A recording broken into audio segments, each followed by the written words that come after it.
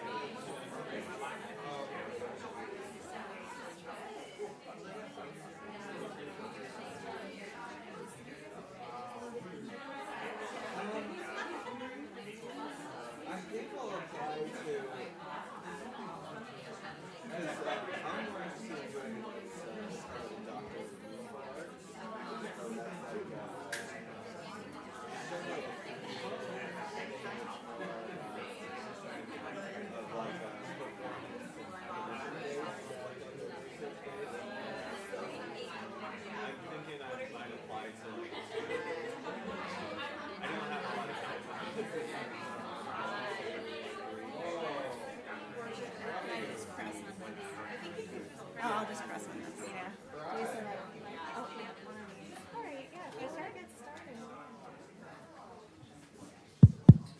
Hi, all. Welcome. Welcome to Project Zero's Page Turner series. First off, I want to give a very, very big thank you to Kristen Livingston, our Director of Communications and Strategy at PZ. This event series was her brainchild, and I really appreciate her coming up with it. Woo!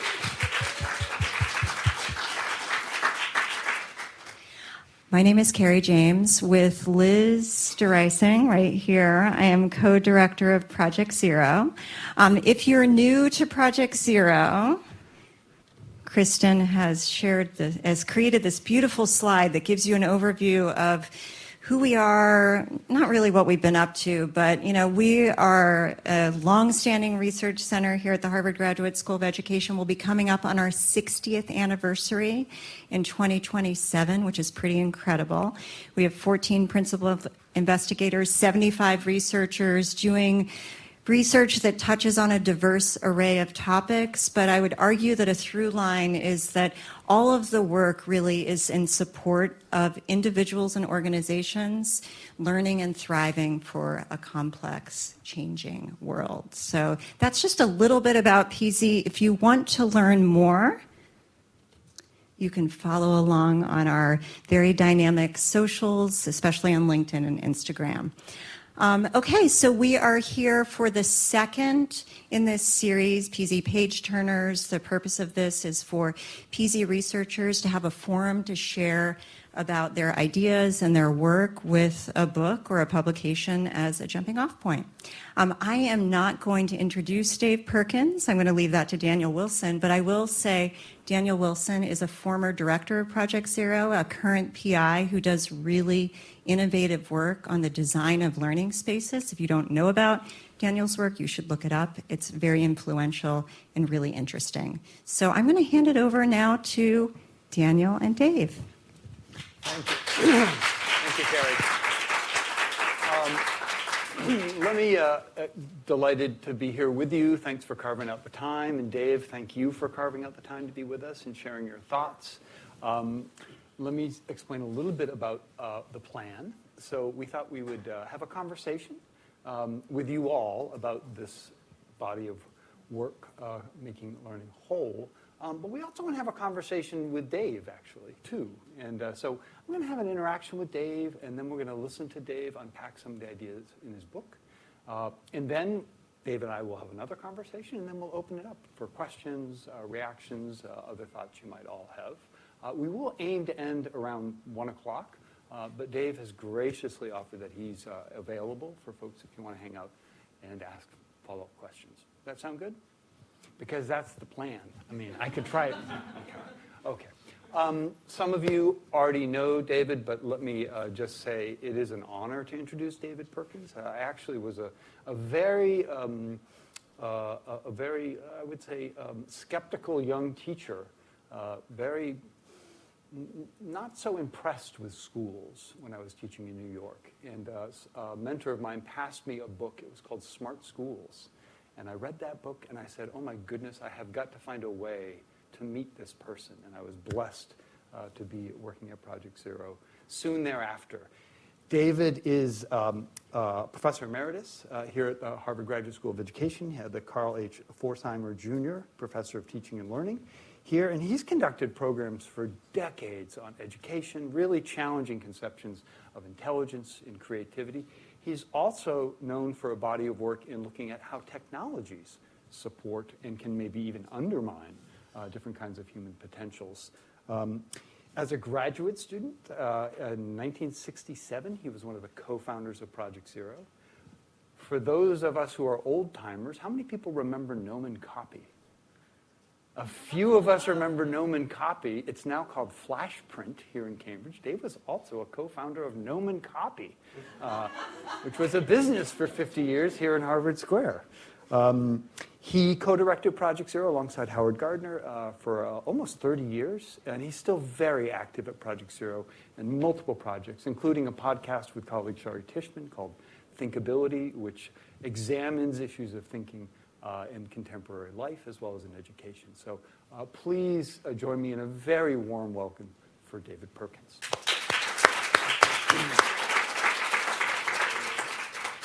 So Dave, before we hear the ideas in the book, maybe we could talk a little bit about your game, that is your life game that's unfolded.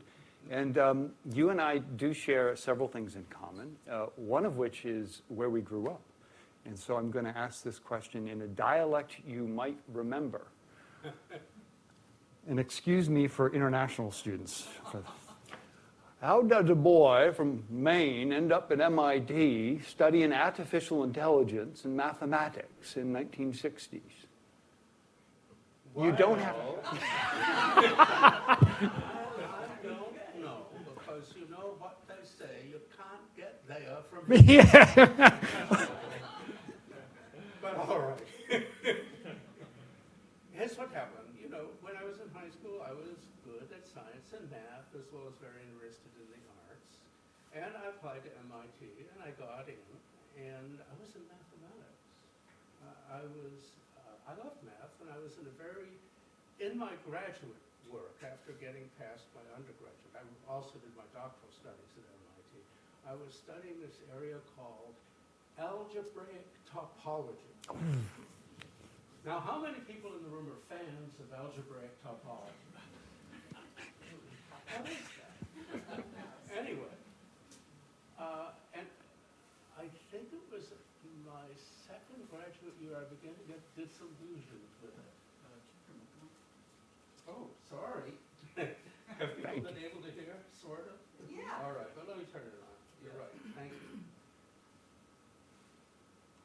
Yep, all right, maybe that's a little better.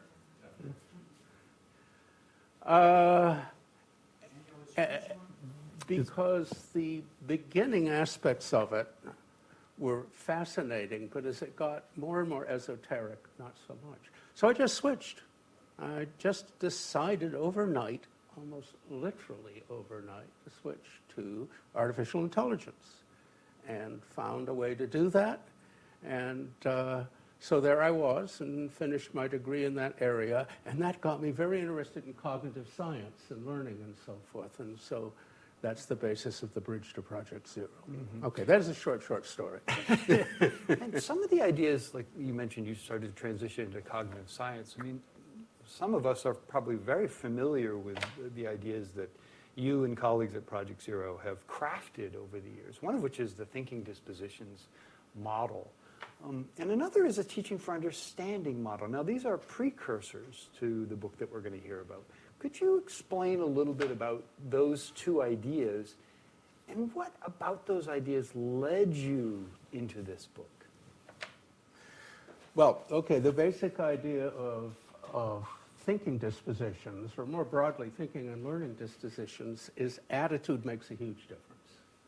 Back in the day, the explanation for why some people thought better than others, some students or adults for that matter, it was all about ability and skills.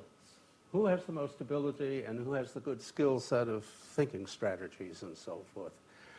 Our early research, late 70s into the 80s and so forth, including Shari Tishman, who I think is in the audience someplace, there it is, basically we're able to show that that wasn't the case. That, yeah, of course, skills and abilities matter, but attitude, are you open-minded? Are you curious? And so forth makes a huge difference in how people engage and think things through. And actually, that and other work on dispositions from other sources has led to a big change in how that's seen in the educational community. Now it's pretty routine to pay attention to cultivating dispositions as well as skills. So that's the short story there. And then understanding. Everybody wants understanding. All teachers want their learners to understand. But what does it mean? Well, we had a project for a number of years looking at the nature of understanding and how to cultivate it. Howard Gardner, who's back there, was one of the principal investigators. I was also. The core idea of that was a funny notion called understanding performances. Maybe it's a weird label, or performances of understanding, which Howard always preferred. But anyway, the basic idea is it's not what you know, it's how you can think with what you know, or think and act flexibly with what you know. So if I can just say, recite Newton's laws, fine, that's nice. But can I use Newton's laws to understand, for instance, why football players in the line need to be big and tough? What does that have to do with inertia and so forth? Or anything else? Mobilizing knowledge flexibly, thinking with it, is the heart of understanding. And we developed a pedagogy around that. Well, they both feed into making learning whole and are talked about in making learning whole. Attitudes count. They count hugely. We need to be cultivating the attitudes, and understanding is performative. It's what you can do with what you know. So let's get more of that doing in there. Does that help with that? Yeah, I can see there's some nice historical roots both in how we're... And you were involved in the teaching for it's not understanding about me. project. It's not about me. As I recall. Yes, I was, actually. But this idea, so is the idea out of that work that, yes, we need to be thinking both about the dispositions and how they're cultivated, and we need to be thinking about how we're performing with what we know. And then I guess that raises the question, well, then how do we put all these pieces together if we're going to be crafting a curricular experience? Is that safe to say that these are the big questions that are underneath the book? Yep. Okay, well then Well there it said. Well, then let's hear about some of the big ideas. Right, and so I'm going to turn it over to Dave, and he'll lay out some ideas, and then I'll be back later. Okay. Hey, thanks you, Daniel. I think I'll haul this over here for the... So I'm going to spend a few minutes just profiling the book so you have some sense of what it's about. So Making Learning Whole, that's the name of the book. And I imagine you're all wondering, what's the baseball about? Good question, but we'll get to it. So let's look at this for a minute. Why are we here in this room, like those students are there in that room? Well, we're worried about education. We think it's exciting. We think it's important. We love what it does. We'd like it to be better, and so forth. That's our life. All right. And education, like that Rubik's Cube on the blackboard, is a puzzle. On the plus side, we know that education, even fairly conventional education, is transformative for a society. It makes a huge difference in people's competence, their interests, the way they interact socially, and so forth and so on. Even relatively routine education is powerful. On the puzzle side, we also know that in many ways, typical conventional education falls short of what we would most like to see. I'll just name 3 headlines, but it's not very hard to add to those headlines. One puzzle is disengagement. Research shows us that particularly after the early years, many students become quite disengaged with what's happening in the classroom. They may do okay, but they feel quite disengaged. Puzzle number 2, forgetting. Most of what students learn, they forget. It's there maybe for the test or the end of the semester essay or whatever, and then a year later, or maybe 2 weeks later, it's gone. Not everything, but really a huge amount. What do you really remember about your high school biology class, let's say? It's some kind of a foundation, but it's gone. And a third big puzzle is transfer of learning. Transfer of learning means you've learned something, you've retained it, let's say, you've got over that hurdle. But when something comes up in your life outside of that classroom, do you plug it in? Something social, something professional, something family, whatever. Do you make the connection and use that knowledge? And again, a good deal of research shows that a lot of what's learned does not transfer very well. It may be there for the test, but it's not there for the real situation in the real world. Well, this is not what we would like to see. So, how can we think about those puzzles? Well, back to the baseball. When I was puzzling over this, after the Teaching for Understanding project and the dispositions work and so forth, I began to think about what my experiences were like in younger years. And oddly enough, I find myself thinking about baseball. It's not that I was that good at baseball. I was okay. But I remembered how, for instance, my father taught me the rudiments of baseball when I was maybe 7 or 8 years old, in our backyard, practicing batting a single base, which was a tree in the middle of the backyard, and so on. And I liked that. And when I was growing up, I played quite a bit of baseball with neighborhood kids in somebody's backyard. And playing does not mean 9 innings and 3 bases. You know, it means the tree in the middle of the yard and so forth. And then I played at recess in elementary school. We often did. Sometimes in physical education at the high school level. I was actually a member of Little League for one summer, I recall. And I asked myself, never mind being good at it, what was different about that? And it struck me that what was different about it was, well, playing the game. Even a junior version of the game, like the backyard and the tree, getting involved in the game itself. And I asked myself, what other themes and activities that came up in school were like that? Well, art, for one. Yeah, we actually do some art. It may not be that good, but there it is. Music was like that. We performed. But math and physics and history, not so much. So I began to wonder what it would be like to have more of that across the disciplines. This is a good question we can all ask ourselves. Think about your experiences. What did you find to do in your early education with what you were learning? What experiences in school let you play out in some fashion the content, and what not so much? And here's another interesting question.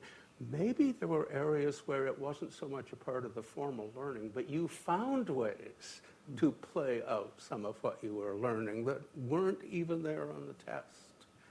How many people have done something like that? Found a way to play something out that wasn't even on the test in the curriculum?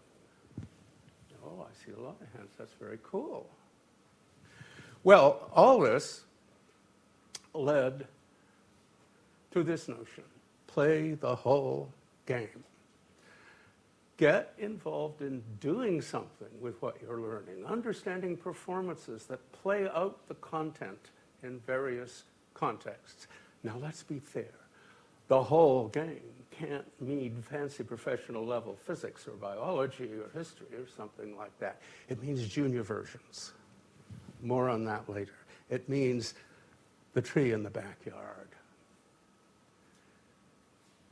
What tends to happen instead? Well, this is a little cautionary note on what conventional education does, and what it does as far as it goes is important. Elements first tends to be a feature.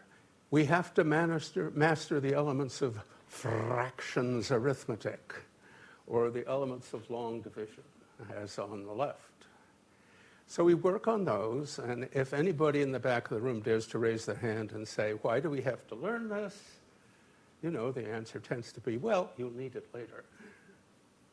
Or learning about. A lot of conventional education focuses on learning about stuff. Like, for instance, the landing of the Pilgrims, which is represented by this statue here. And again, that's the end of it. So I not very politely like to call these elementitis and aboutitis. But they are important elements. Now, to be fair, it's all well and good to wave hands about playing the whole game and so forth. But we really need to recognize that it's tricky. One has to make up ways to do it that make sense in terms of whatever discipline is being cultivated. And this is the notion of junior versions. Junior versions that kind of get learners thinking with what they're learning and acting with what they're learning in ways closer to that backyard. So here's a couple of examples, and the book is full of examples, and they're largely drawn from what teachers have told me they did. Here's a couple, just for fun. One biology teacher told me about her way of asking students to dance mitosis. Now, we've probably all forgotten what mitosis is, but it's a process of the cell fission, doubling of a cell with the genetic splitting up and so forth and creating two new cells. And it's a complicated maneuver within the cell. This teacher's idea was to have her students choreograph, each one representing a gene, choreograph what that would look like and play it out and see it and express it. Cute idea, cute idea. Here's another idea in the same spirit, designing a fish. This comes from a teacher too. You've been studying adaptation and the forms in nature and how they're adapted to their life. So the assignment is design a fish. Pick an environment a river, a lake, a swamp, whatever. Design a fish that would do well in it. Draw the fish. Equip it with the parts. What does it eat? How does it behave? And so forth. Be ready to explain how this fish has a chance of thriving. This is a way of playing out the idea of adaptive structures and behaviors through a creative mode of expression. And this goes on, and so it's not that teachers never think about these things. They do think about them. Some do. They invent things, and there are also protocols that we're familiar with, like, for instance, project-based learning, that lean in that direction. Great. We need junior versions. But, to be fair again, you don't get good at baseball just by playing baseball. You don't get good at piano playing just by playing pieces. There needs to be technical work. There needs to be background. Other things need attention. And that's why in the book we have these 7 principles. I'll just go over these with a quick word of explanation. So, play the whole game. We just talked about that. Make the game worth playing. Well, simply being a whole game makes it somewhat more engaging, but there's a lot that can be done beyond that. For instance, have some collaboration involved. That tends to be motivating. Have choice points involved. Choice points tend to cultivate intrinsic motivation. Avoid heavy grading and things like that. I didn't say no grading, but heavy grading, because it undermines intrinsic motivation. Extrinsic motivation, strong extrinsic motivation, undermines intrinsic motivation. Work on the hard parts. Of course, you do want to exercise those skills of fractions arithmetic. Play out of town is about transfer. If we want transfer of learning, students need to have experiences of using what they're learning in different contexts. Even different contexts in the classroom, like dancing mitosis, for example, but different contexts. Uncover the hidden game. Any discipline has its hidden sides, its tacit assumptions, its strategies that are useful. Take mathematics and mathematical problem solving. A lot is known about good strategies, heuristics they're usually called, of mathematical problem solving, and that they can be taught and learned, but they almost never are taught and learned. So, uncover the hidden game, learn from the team, collaborative learning, cooperative learning, pair problem solving, students tutoring students, all sorts of things in there. And, by the way, learn the game of learning. In the book, each of these is a chapter. So there's an effort in the book to unpack each one of these, give examples, provide a sketch of the research backing, and tell the story that way. And by the way, the ideas here are really part of the educational scene, the literature and research. I don't think, except maybe for the notion of the metaphor, play the whole game, there's anything all that amazingly original here. It's the mosaic that counts. It's like aligning that Rubik's Cube. So, making learning whole. What whole do we have in mind? Not just the whole game, but the whole 7. Getting things aligned for the kind of strong learning we really like to see. Okay, that's the quick overview. Thank you, Dave. Thank you. A quick overview. So we're going to move our chairs back here for conversation. Oh. So one thing that's pretty striking to me, and not just this book and how you've shared it, is I think this challenge for us to resituate, knowledge and skills in playing it out In other words, there are these games. So rather than, have these abstract concepts, it's upon us, both as teachers and learners, to figure out how to situate things in activities, things that we can play out. Does that sound fair? Yes. Well, here's a question that might tap into some of your history here. Something that's on a lot of learners' minds and teachers' minds is the role that artificial intelligence, generative technologies are playing in shifting the ways in which we're teaching and learning. How do you think about the affordances, but also some of the potential pitfalls of technologies in shaping whole game kinds of learning? Well, I don't have any magic answers to that one. I mean, we all know that AI is a puzzle, and it could cut in many different directions. We've all read that it might make students lazy because they depend too much on it and don't think enough for themselves and so forth.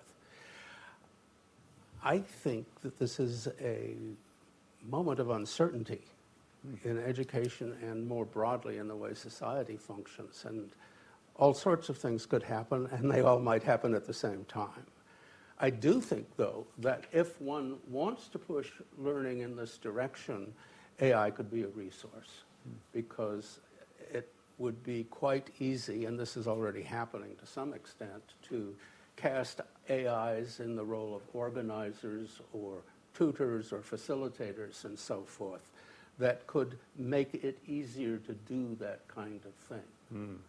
So it's not that it's all doom and gloom, so to speak. I think there are many opportunities, and one of them, one reason whole game learning is tricky is because it's complex.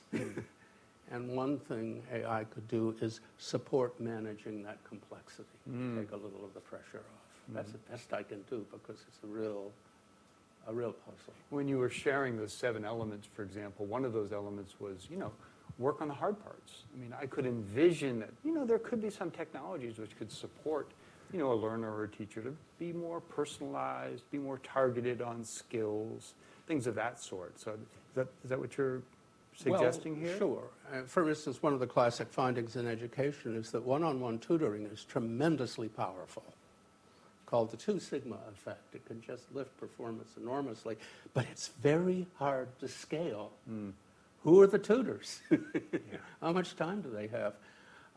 It should be very feasible to have AI tutors, especially for more routine kinds of things that really help.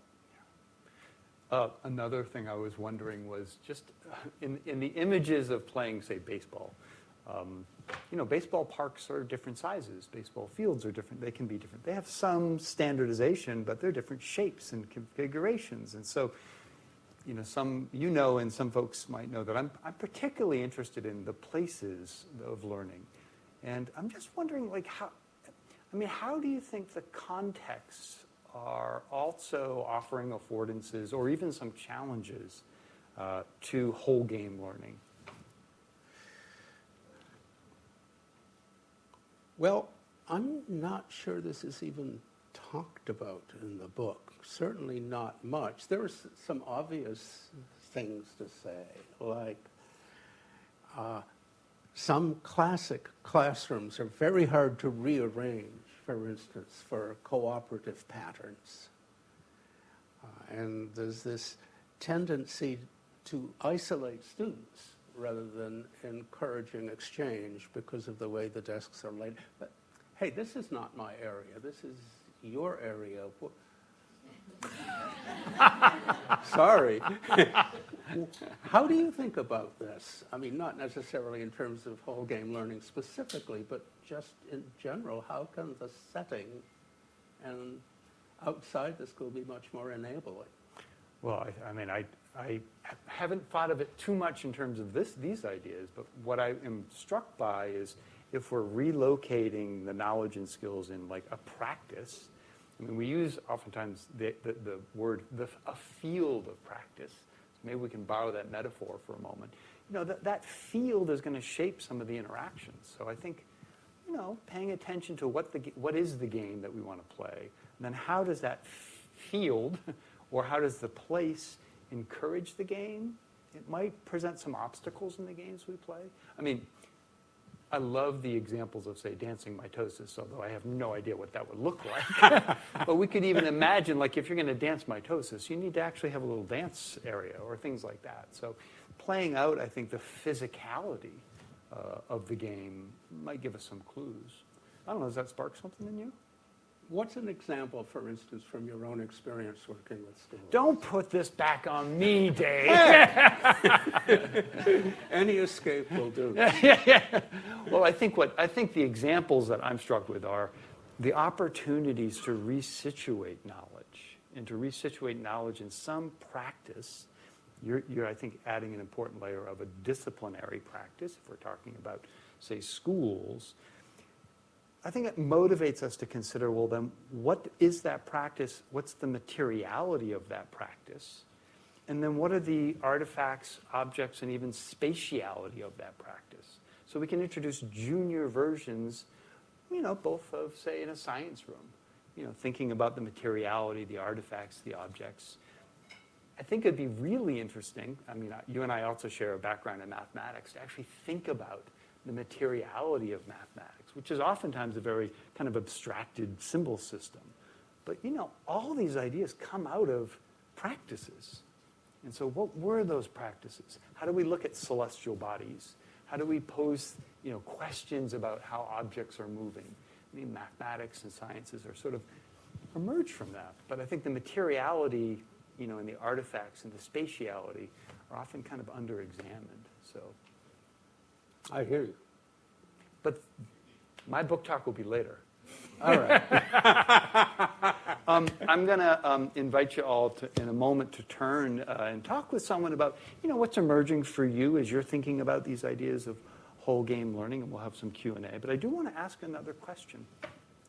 It strikes me that if, as an educator, that I have to know both the game, sort of the disciplinary rules, but I also need to know how to adapt into junior versions.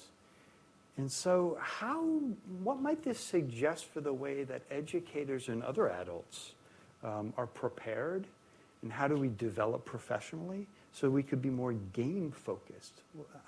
How is this not just for our learners, but how might we adapt this into the way in which we as adults and professionals grow? Well, I suppose the same principles apply. In other words, you need to play the game, the game of making up junior versions. You need to get started, and some teachers do. They just start themselves in that direction. And to get started, you start easy. You don't, my God, start with 7 principles and try to get them into action at once. In fact, I think the book even says that at one point. Don't try to do all this at once if you're getting started. Start by making up a couple of promising junior versions and give them a try and sort of build from there. So in a way, it's not that different. To get the knack of doing it, you need to do it. Imagine the physical ed course where baseball comes up and we never play. We just practice batting and throwing and running. We never play. Really? No.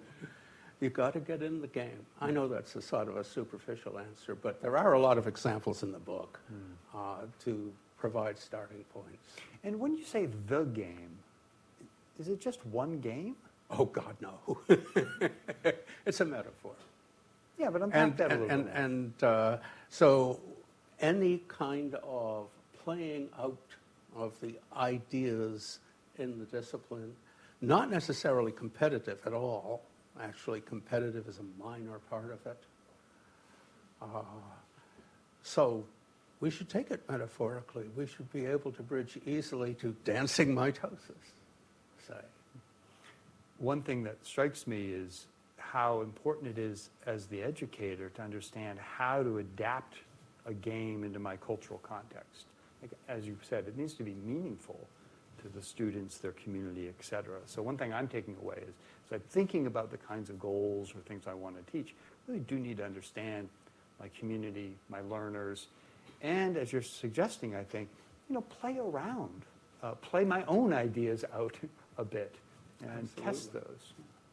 Absolutely. What might come up in learners' lives outside of this classroom with parents, shopping for something online, whatever, that might provide a hook, a context to construct one of these junior versions.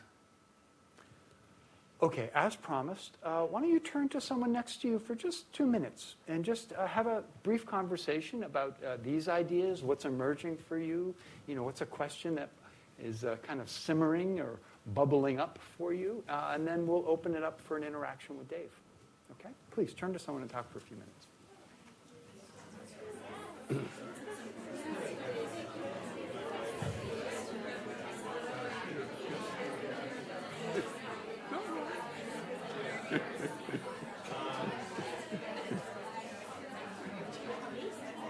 You're going to hang up there and help, right?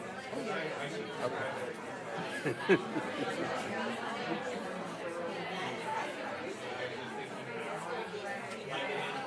I'm on.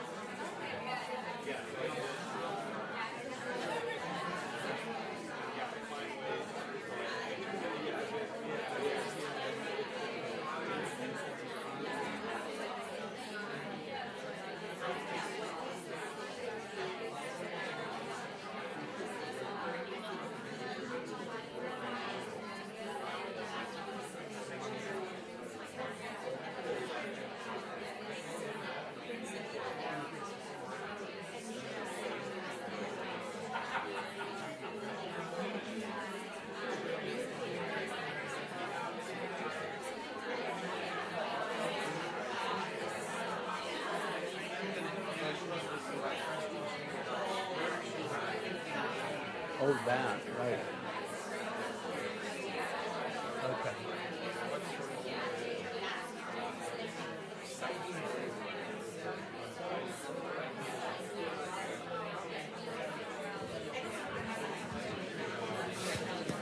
Okay, let me invite us back.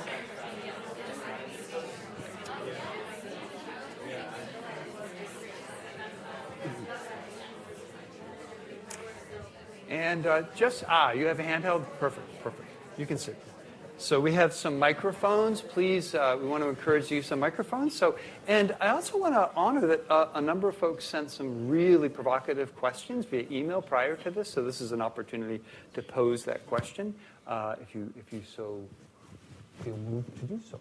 Okay, so question for Dave. Let's hear 2 or 3 questions, and then we'll allow Dave to sort of respond as a bundle, if that's all right.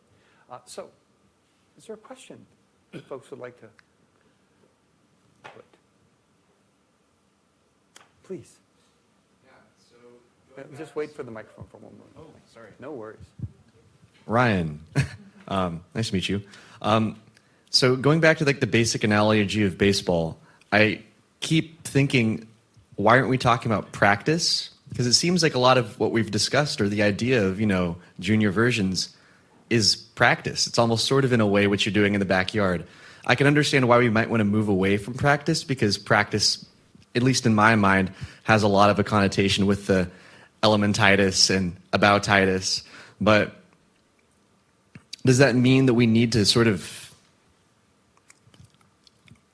It feels like there's an idea, it feels like we're moving, junior versions encapsulates the creativity, sort of like there's an element of the game still present. But I just feel this idea of practice is sort of kept in a closet like amidst everything that's being discussed and existing practices?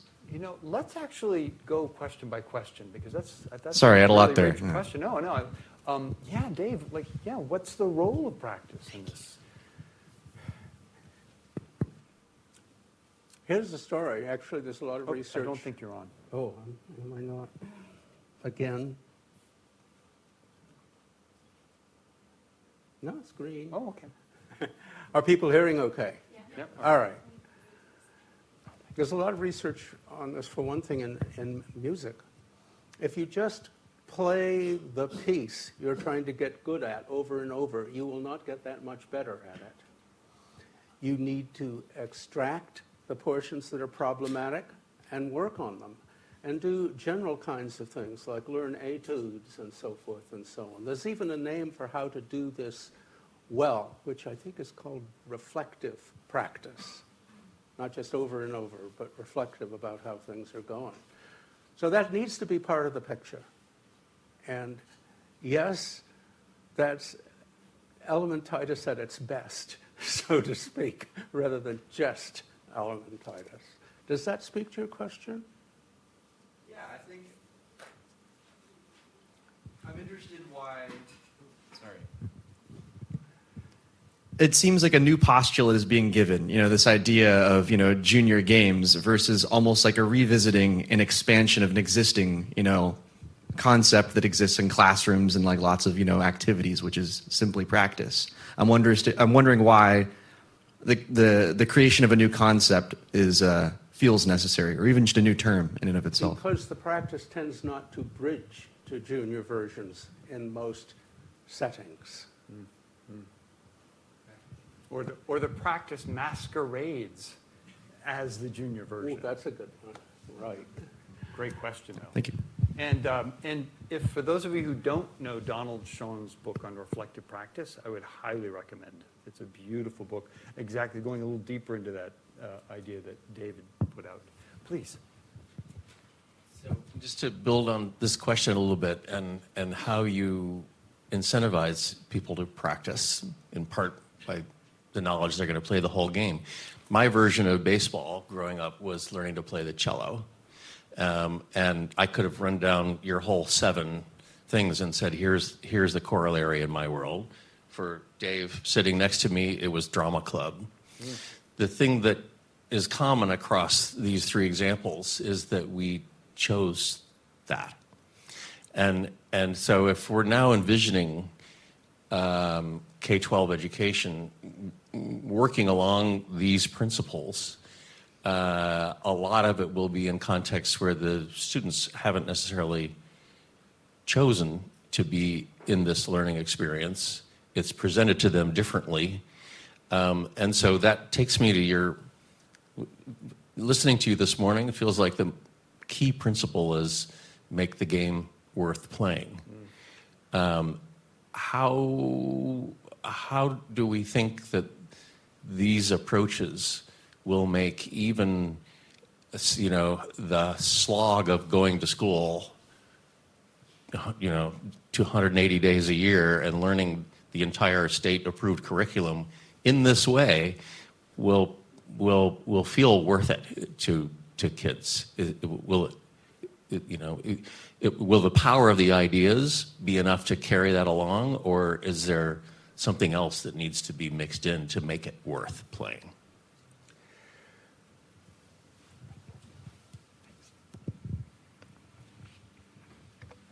I don't think we should expect a magic wand. And somehow every student's engagement is going to be transformed by something like this.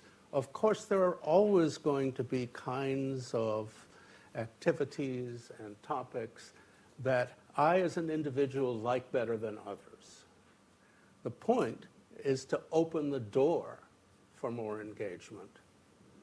I would say, no matter whether you like baseball or not, if you're asked to do the exercises, playing the game once in a while is going to make it a little more interesting.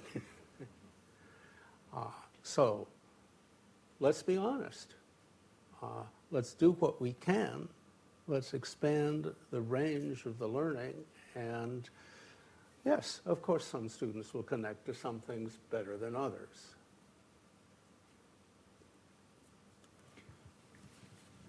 Yeah, Clover. Hi. Thank you so much, Dave. My name is Clover. I have a question about something I'm quite interested in, which is embodied and somatic practices. And it seems like throughout the examples you gave, from baseball to dancing mitosis, there's some sort of embodied aspect to this approach to making learning into a game. I was wondering if that's an explicit thing that you get into in your book, or if that just happens to be some of the examples that you've gave, and what role that might play in this framework or approach to learning. Oh, that's really interesting. I don't think the concept of embodiment comes up explicitly at all. But I do think embodiment is a direction of opportunity. And it's something for teachers reaching for junior versions to consider. So yeah, by all means. But it's not the only direction of opportunity. But yes.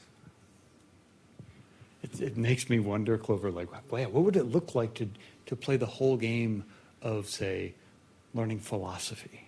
Right. How does that play out? Yeah. What would you say to that? How you play the whole game of learning, say, philosophy? Take up real contemporary issues, talk about them, debate them, and so forth and so on. For instance, just to make up something. Okay, let's say we're in history class and we want to be thoughtful and analytical about it. Why don't we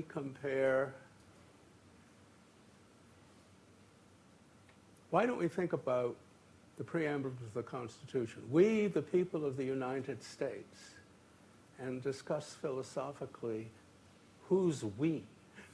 Who was we then? Who is we now? Is who is supposed to be we now really we now? And so forth. That would be discourse, Socratic discourse. Actually, what's the name of the program? Philosophy for Children. There's a whole program called Philosophy for Children that engages learners in exactly that. Very cool. So Philosophy for Children would be a good example. Let's see if there's one more question that someone would like to pose to Dave. Where are we? Oh, yes, I'm so sorry. Here you are. Hi. So back to this element of choice. I wonder how much of it is actually a choice that we make as opposed to influence. And I'm especially thinking about students and learners who come from different cultures. My friend Charmaine here had a brilliant question. So if you would like, Charmaine, I would love for you to ask the question. But I think it does get me thinking about how learners from different cultures interact with learning whole and learning deliberate practice, and how much agency they have in that process. I think I asked the question in a quite different direction. I was thinking more about in the conversation of education nowadays, we talk about unlearning and relearning a lot. So how does that feature in this game of playing the whole game? How would unlearning and relearning look like? Do we play the whole game as in unlearn whole schemas, or are there ways that we can play the partial game and still, it will still work out fine? Yeah. No, that's brilliant. Oh, so there's two questions. I'm not quite sure I got that. Can you? Which one? I don't hear too well, by the way. That's So me. the first one is a question, I think, of legitimate agency and choice. Legitimate agency, and the other one And the is... second question, I believe, is around, what's the dynamics of unlearning and relearning things when we're playing the whole game? Do we learn, you were saying, do we unlearn entire schemas when we're engaged in learning whole? Let me take the second question first. Unlearning and relearning are important phenomena. Sometimes you want to unlearn, sometimes you don't. Relearning, the principle that occurs to me there that I imagine many of us have encountered is distributed learning. Distributed practice over time is much better than massed practice. It doesn't feel better. You learn something quickly, it's in your head, you take the test, you feel empowered, it's done. But in fact, that learning sticks less well than more incremental learning that's sprawled over time and revisited. That's not the unlearning part yet. Unlearning is tricky because it comes up all the time, and probably one thing to do is specifically tackle what needs to be unlearned and compare it with the targets. Like there are a lot of misconceptions in physics that are basically intuitive misconceptions, and the best thing to do is surface them and say, oh, you might think of it this way, but actually, and let's compare. That's a very quick answer, and it's a great issue. So this one was about, speaking of unlearning, instant unlearning. Agency and choice, particularly in different, students with different cultural backgrounds. Like how much are we really choosing to do these things? Well, again, not everyone is not going to be interested in everything. And what counts as agency? Basically, you're right, it's a situated cultural choice, and one a teacher should try to choose choice points that are interesting and empowering for the learners and take a best shot. That's not always easy. But for instance, one of the findings is that if you have too many choices, it's confusing. It's undermining, actually.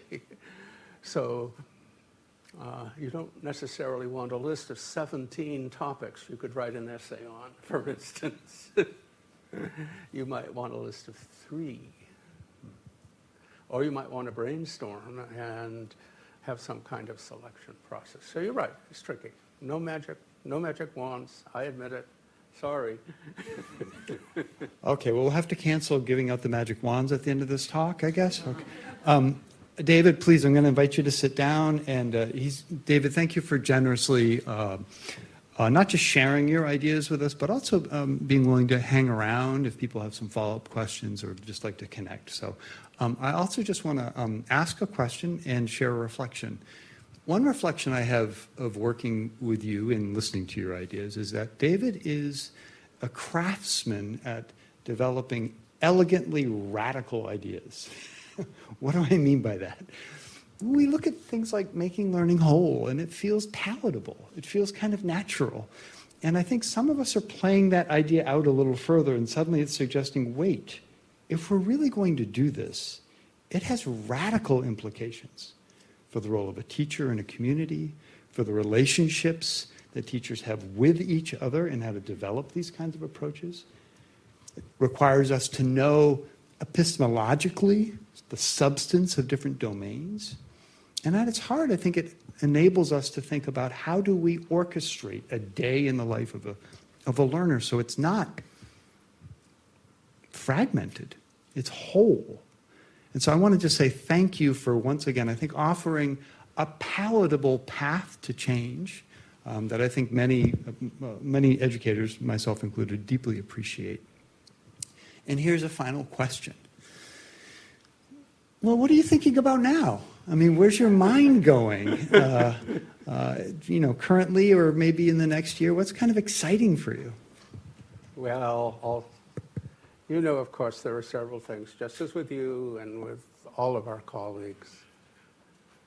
Here's one that a colleague, Flossie Chua, and I have been working on, the importance of roles. This relates to understanding performances and relates to dispositions too.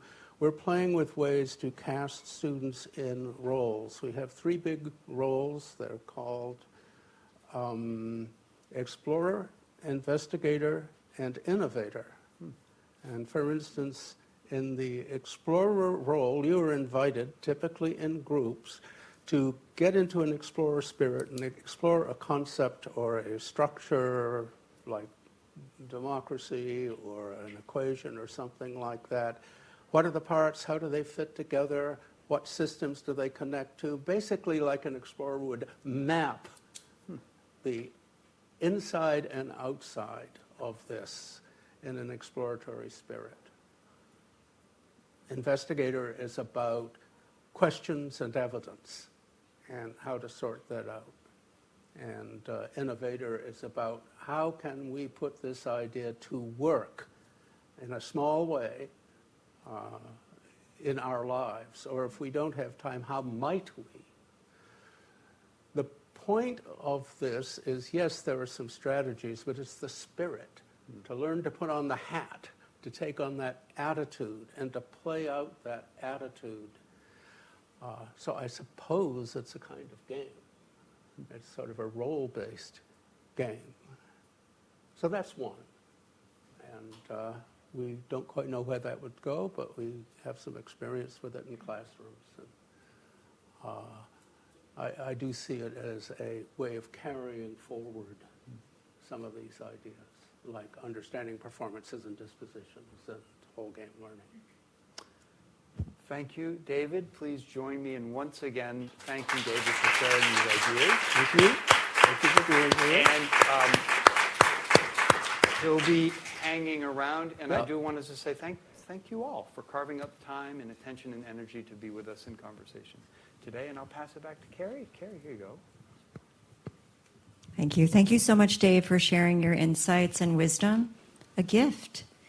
Speaking of gifts, thank you all for opportunity. Thank you all for coming. Your presence was a gift. We have some gifts back for you. My understanding is there's pizza outside. Real people, the real reason why people came. It's all about it. But you have to wait till the end for the pizza. The pizza is outside. And also I want to thank Claudia. I think she stepped out for bringing flowers as a gift to share, to brighten everyone's day during a moment in time that for many of us is challenging. So I want, Clover, maybe you can pass on my gratitude, but there are flowers there for folks to enjoy. Thanks everyone for being here. And if you'd like to chat about something, come on up and we'll do it. Thank you. My pleasure. Hey there. Hi. Let me turn this thing off. There it is.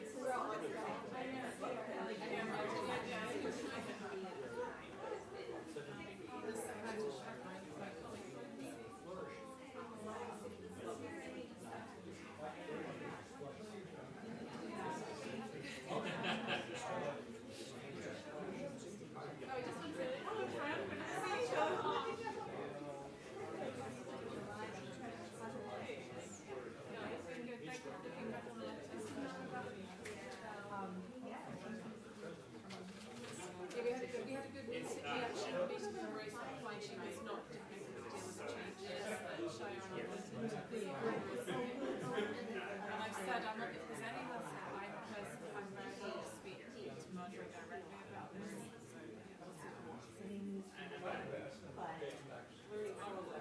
It's great.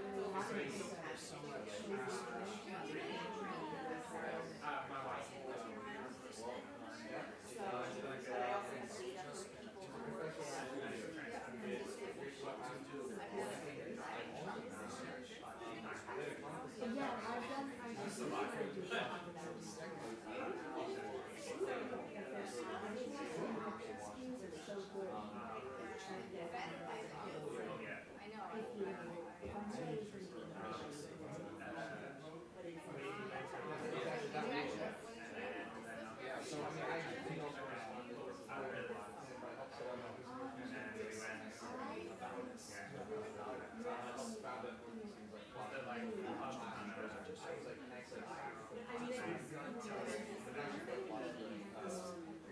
yes, but I